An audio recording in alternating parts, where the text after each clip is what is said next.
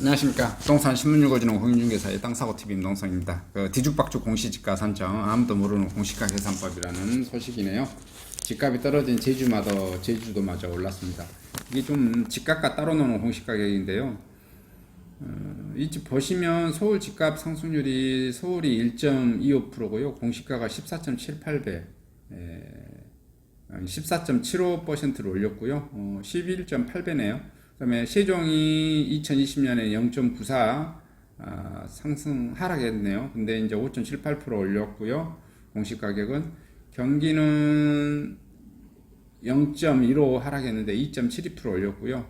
부산은 마이너스 1.31 하락했습니다. 2020년입니다. 0.06 올렸고요. 대구는 1.12 상승했는데 마이너스 0.01 하락시켰네요. 전국이 0.36. 근데 공시가격 상승률은 5.99 해서 올렸습니다. 이게 뭐 평균 가격이니까요. 2021년, 근데 2021년을 봤더니 집값 상승률이 서울이 3.01 올랐는데 공시가격 상승률은 19.91%, 6.6배, 전년도 대비 6.6% 올린 것 같아요.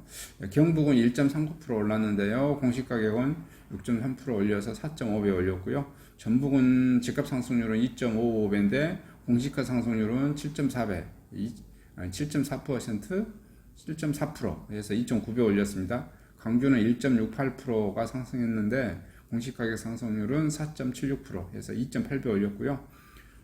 충북은 5.19% 올랐고요.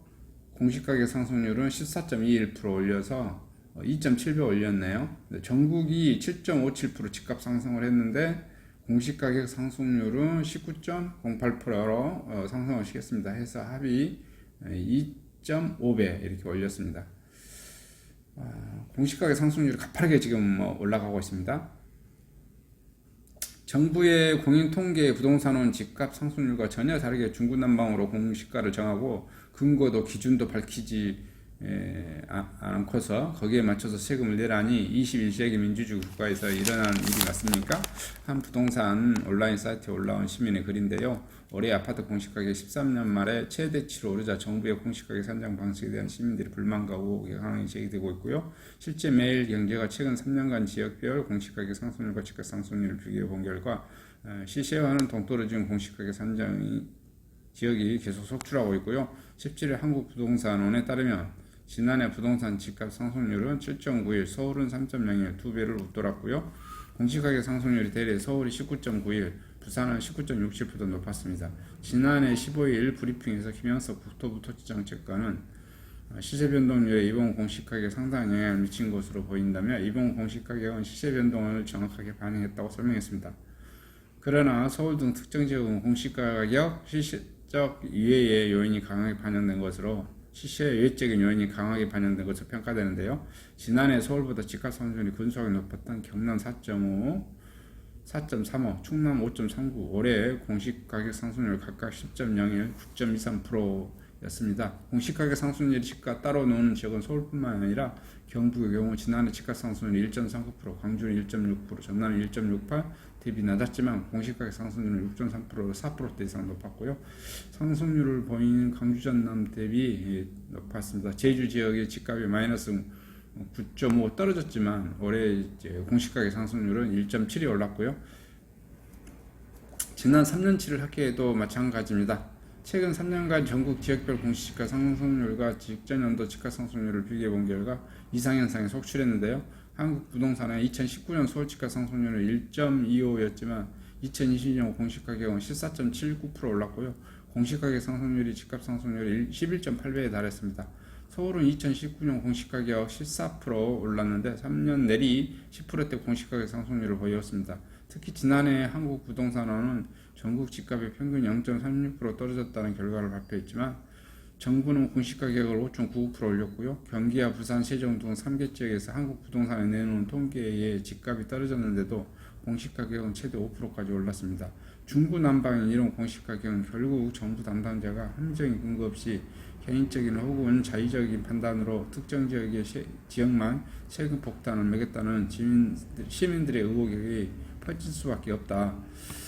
국토부 관계자는 부동산원 집값 통계는 표본주택 대상이 이루어져서 가격이 너무 높거나 낮게 거래가 이루어질 경우 외국 현상이 발생한다며 공시가 상승률과 부동산원의 집값 통계를 직접 비교한 것은 무리가 있다고 설명했는데요.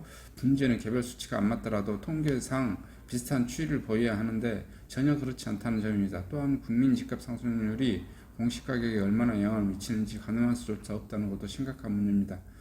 공시가격은 한국부동산의 자료를 제공하며 국토부가 부동산 가격 공시법에 따라 적정 가격이 인지 따져 책정하는데요. 이후 부동산은 가격 공시위원회의 심의를 받게 공시하게 되는데 6명 이내 공무원과 국토부 장관이 위촉하는 사람이 위원을 맡습니다. 정권 입김대로 공시가격이 반영되는 구조인데요. 정부는 2030년까지 시세 대비 공시가격을 90%까지 강제로 끌어올리겠다는 황당한 계획을 내놓고 있는데 정수연 제주대 경제학과 교수는 부동산 정보를 국가가 독점하면 좋은 서비스가 나올 수 없고 깜깜이 논란은 계속될 수밖에 없다. 이렇게 말씀한 것을 사례로 제시를 했는데 공시가 가격이 깜깜이 인상은 불공정하다. 이석현 법제처장 변호사는 전 법제처장 변호사는 지난해 7월 임대사업자 규제 내용을 담은 민간임대주택 특별법 개정에 위헌소송을 제기한 한편 지난달 10일 조세심판원에 전년도 종합부동산세 부과를 취소해달라는 심판을 청구했는데요. 이번 청구 결과에 따라 위헌소송을 제기할 계획인데요. 이 변호사는 조세 부과 및 징수는 국회에서 제정한 법률에 근거해야 하는데 행정고시 수준을 불과한 공시가격 결정으로 조세 법률주를 우회하고 있다며 재산권 침해일 뿐만 아니라 상권 분립에도 반한다고 했어요. 또 보유세 부담이 급등하지 않는 정부 주장 국민을 갈라치는 것이라고 주장하고 있습니다. 그는 깜깜이 공시가격 산정은 한국토지주택공사 투기 의혹으로 드러난 불공정 문제와 같다고 지적했습니다. 그는 대통령도 지지자들만 보는 정책이 아니라고 생각한다며 공시가격 산정 기준을 밝혀야 한다고 말했습니다. 공시가격 산정 기준을 밝히지 않고 계속 자기 마음대로 임의적으로 하는 것은 어떤 국가에도 이렇게 하는 사례는 없는 것 같아요.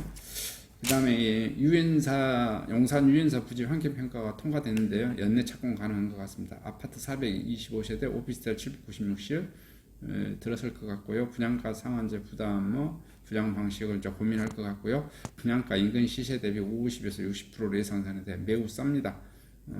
한남더 1이 평당 9천만 원인데 여기에 60%, 6954, 그래서 5천에서 6천 사이 엄청 싸게 분양되어질 것 같네요. 그리고 코로나로 집콕이 늘어나서 중대형 아파트가 선호도가 높아져 가고 있다. 이런 소식입니다. 그 다음에 들쑥날쑥 공시가격에 같은 단지, 같은 층, 다른 동, 같은 단지인데 동이 다른 경우 이렇게 지금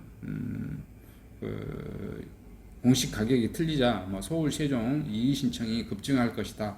치고받고 많이 싸울 것 같다라는 소식이 들어오고 있습니다. 이상 전국 부동산 소식을 마치도록 하겠습니다. 감사합니다.